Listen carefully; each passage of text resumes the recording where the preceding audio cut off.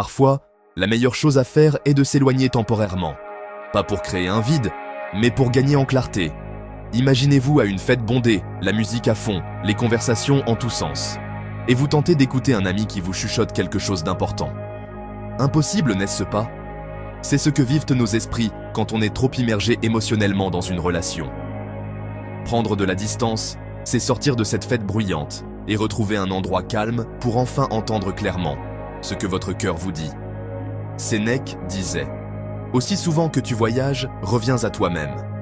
Ce recul peut être physique, mais aussi émotionnel et mental.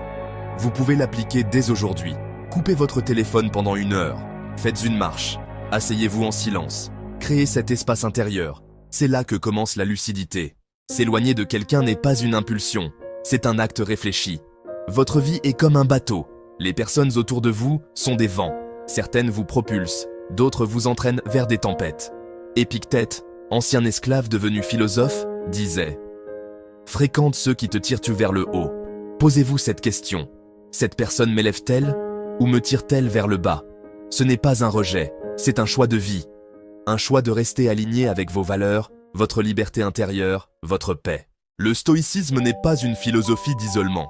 Il valorise la force intérieure, oui, mais aussi le pouvoir de la communauté. Quand votre esprit ressemble à un puzzle, confus et éparpillé, parlez à quelqu'un sur qui vous pouvez compter. Un ami, un mentor, un confident. Quelqu'un qui incarne la sagesse que vous cherchez. Sénèque comparait l'ami à un miroir. Un miroir qui vous reflète non pas seulement votre image, mais vos vérités profondes. Ce n'est pas une faiblesse de parler. C'est un acte de lucidité. Établir des limites à vos émotions, c'est essentiel. Les émotions sont naturelles, mais sans limite, elles peuvent devenir destructrices. Le stoïcisme ne dit pas « n'éprouve rien ». Il dit plutôt « maîtrise ce que tu ressens ». Imaginez, si vous voulez, votre esprit comme une maison.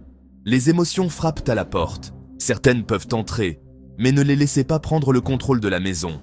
Épictète disait « ce ne sont pas les événements qui nous troublent, mais notre jugement sur ces événements. C'est vraiment votre interprétation qui crée la souffrance, pas l'émotion en elle-même.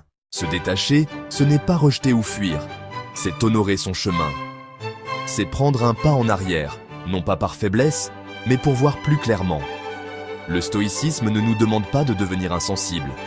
Il nous enseigne à devenir lucide, aligné, souverain de notre paix intérieure. Comme Anakin, nous sommes tous tentés par le côté obscur de nos émotions.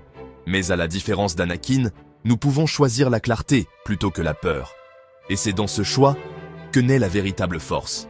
Si cette vidéo vous a été utile, n'oubliez pas de vous abonner pour ne rien manquer.